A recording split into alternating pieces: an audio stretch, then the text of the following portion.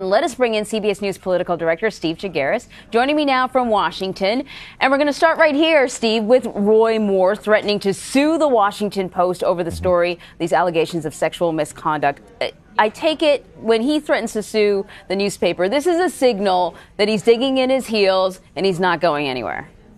This man has been digging in his heels since the moment this article came out last week. He's not getting out of the race by any choice of his, and he's going to continue to repeat that. He sees this, at least in his mind, as unfounded allegations, as you heard him say in Manny's piece, fake news.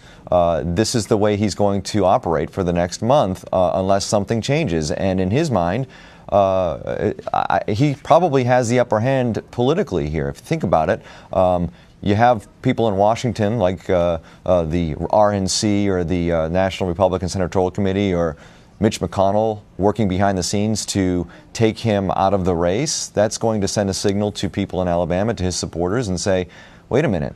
We get the establishment working against our favorite candidate here. You're working against the will of the Republican voters who voted for Roy Moore to be the nominee of this party. And you're going to let a newspaper, in their minds, a liberal media newspaper, derail the candidacy of our chosen candidate. That would be a problem for Republicans. And so I think Republicans nationally find themselves in a bind trying to figure out, how do we handle this? This is a guy who perhaps is problematic for us as a party. He's problematic as a candidate. These allegations, in their mind, may have some truth to them. But if they force him out, they're going to cause big trouble in Alabama. So do they write off the seat by pushing Moore out, or do they just let Moore fester and see what happens on December 12th and see if the voters speak the same language that some of the national Republicans are speaking? And to add sort of one more element to that bind, he could win, and these allegations aren't going anywhere. He could win, and then it presents a dilemma for Senate Republicans.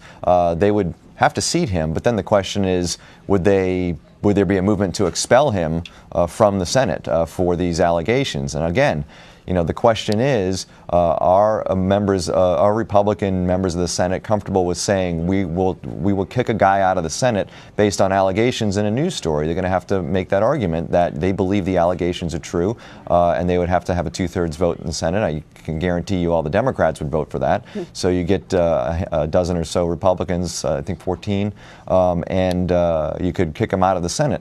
But would they do that? Again, you're going against the will of the voters of Alabama if he wins, and you have to have pretty good evidence to do that. So that would be a huge, huge dilemma for Senate Republicans if he winds up winning. Yeah, and one more distraction I'm sure that they just don't want to deal with, because they'd rather us all focus on taxes and all the other stuff that they're working on.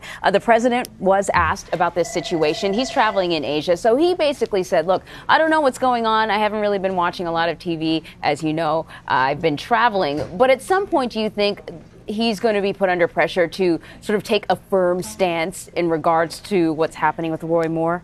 Yeah, I mean, he's the de facto head of the Republican Party, and the RNC chair has been trying to get in touch with him. He's in Asia. There's a time difference. I think that is part of the reasoning why they haven't connected. He's got a lot going on. But at some point, he's going to have to weigh in definitively on this, whether that is letting the story just sort of go and saying, I'm not going to, or what leaders have been saying, which is if these allegations are true, then he should step aside. That could be the way he goes, or he could take a harder line on this. But it's hard to see where all the other Republican leaders really in Washington have said, if the allegations are true, he should step aside, giving Moore some wiggle room. I would imagine that's what the president's going to do. Now, the question is that enough for the voters in Alabama, for people around the country, for the president, the head of the Republican Party, to have that sort of response like Mitch McConnell and the others have had?